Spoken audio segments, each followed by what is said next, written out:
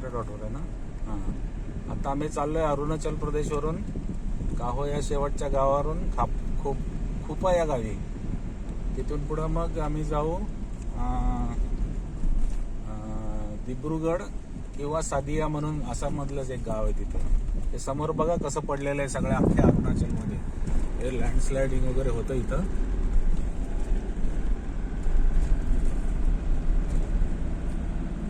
आता व्हिडिओ करता करताच लकीली पुन्हा हे लँडस्लाईड झालेलं आलेलं आहे. धोकादायक परिस्थिती आहे इथली.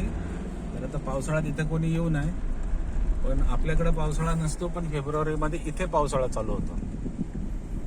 आणि कदाचित आम्हाला तो थोडासा मिसजजमेंट झाला असेल की हा चांगला सीझन आहे, परंतु इथं डिसेंबर जानेवारीपर्यंत लोक येतात, पुढे येत नाही कोणी. परंतु या गोष्टींची कल्पना नसल्यामुळं आणि गुगल मावशीने पण सांगितलं की ठीक आहे, it is safe for go. त्याच्यामुळे आम्ही आलो आज इथे. पण ठीक आहे, आता आम्ही रिटर्न होतोय.